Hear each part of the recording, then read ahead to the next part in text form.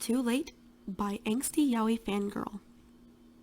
Voice narrated by Sky Pomerantz. Story location fanfiction.com.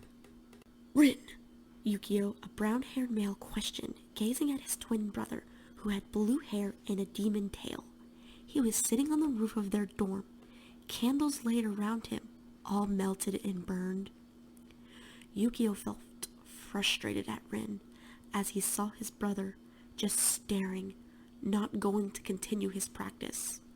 How can you not take this seriously?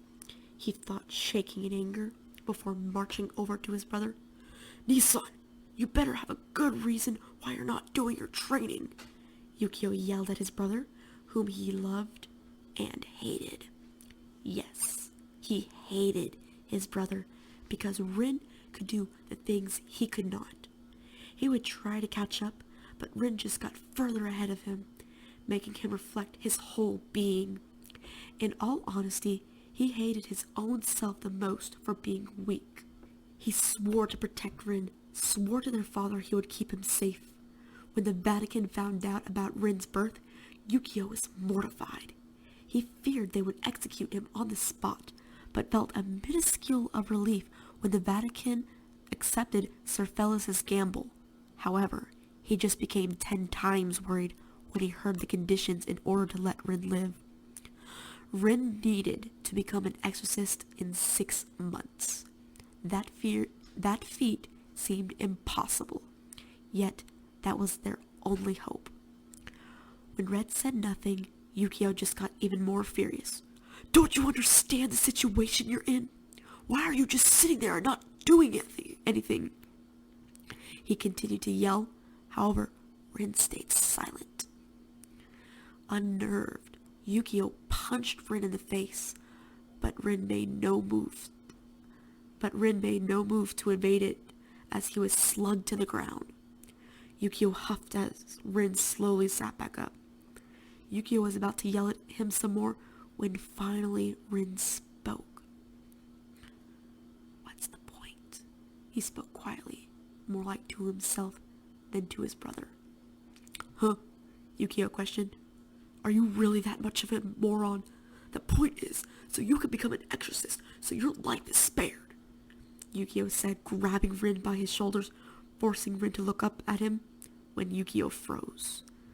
The whole time he was shouting at Rin, he hadn't shown his face, but when Yukio forced him to look at him, he could see Rin's eyes, red and swollen. Tears were leaking from his eyes. It was apparent that Rin had been crying, even before Yukio came to look for him. Rin, Yukio said softly, not having seen his brother cry in a long time. What's the point in living, Yukio? That's what I meant. He now audibly sobbed. Even if I controlled my powers, it wouldn't matter. I'll forever be feared, and no one will fully trust me.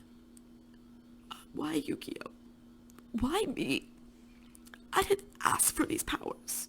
I want to be normal, to be loved, not shunned, hated, and feared, because I have the power of the blue flames.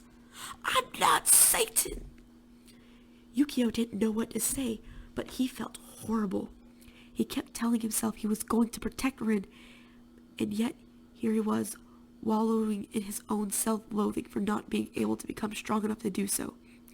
He never saw how much pain his brother was in. He knew Rin's classmates had been bullying him, but he thought he was fine since he always came home smiling.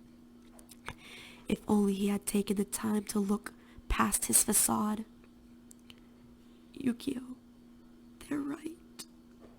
I'm better off dead. That struck a deep chord inside of Yukio as his own tears started to flow. Rin, no, that's not true. I need you. I'm sorry. I never really looked at you, at your feelings. I know it's hard, but now that my eyes have been opened to the pain you've been in all this time, then I will help you. We can get through this together. Rin just smiled and said sadly, No, Yukio. normal. I don't want to drag you down into my hellhole. I'm sorry, Yukio. I can't let you waste your life on me anymore. You may try to keep it all hidden, but I know how much of a burden I am to you. But don't worry, it will be over soon when the Vatican finally gets rid of me, Rin said, standing and pushing away from him. I won't let that happen, Yukio shouted, but Rin just brushed past him and went inside. That night, Rin cooked dinner like he always did, and Yukio sat silently, eating the food, thinking over what Rin said. He wanted to comfort Rin, but after what happened on the roof, he knew he couldn't until he knew what to say to help him. As he thought, the silence was broken as Rin spoke. Yukio, I want to say thank you for worrying about me, and thank you for being the best brother I have asked for. I'm sorry for not being a better brother, Yukio. I love you, and I'm sorry for what I'm going to do. Goodbye, Yukio. Yukio was confused as to why Rin was saying bye when his vision started to black out. Rin, what? He passed out before finishing his sentence. Rin went over and picked up his brother, taking him to their bedroom, and laid him down the whole time crying. He knew what he was going to do would hurt Yukio, but he had friends who would support him. He would move on. Rin wouldn't burden his brother anymore with worry or grief. He went to the bathroom, taking Yukio's gun, and got in the tub. He placed the gun to his head and pulled the trigger. The next morning, Yukio woke up groaning, holding his head. Rin will pay for that, Yukio growled briefly, forgetting what happened yesterday before it all came back. He jumped out of bed and looked around. Nissan? He said. He didn't see him and started panicking. Why would he suddenly say that to me? He thought, running out of their room full of dread. He was running so fast he almost missed noticing the bathroom door closed with the light on. Yukio relaxed, figuring Rin was using the bathroom. Nissan, get out of here. Why did you drug me? He yelled and pounded the door. However, he got no response as he tried the handle only to find it locked. You can't hide in there forever, Yukio yelled with still no answer. Yukio just growled and sat there and waited. However, when 10 minutes passed, Yukio grew impatient and kicked the door down to the bathroom. I can't believe... Yukio stopped mid-sentence, eyes wide as his body started to tremble. No. Nissan! Nissan! Yukio ran to the tub where his brother laid. A pool of blood surrounded him. Yukio checked his pulse, his heart, and his breathing. It was all silent. Rin's body had already started to enter rigor mortis. Yukio climbed into the tub and fell to his knees, hugging Rin. Why, Nissan? Why? You can't just leave me like this. Now all I've done is meaningless, Yukio sobbed. I'm sorry, Father. I failed. I couldn't protect him.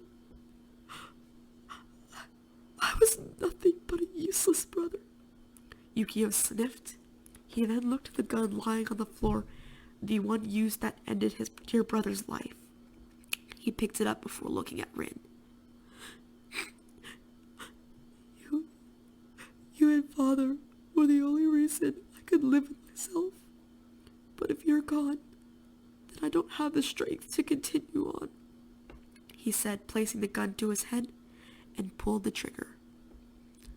The end. Author's note. Angsty Yaoi Fangirl. I ended up binge-watching Season 2 of Blue Exorcist and then decided to make a fanfic for it. I know I usually make romance stories, but I didn't like how I started this and decided not to make a romance story out of it. This story itself is done. I won't make a happy end like I usually do, because not every story ends happy. However, I will be making another Blue Exorcist fanfic that will be a romance. But enough of me talking. Please review and favorite my story. I appreciate it.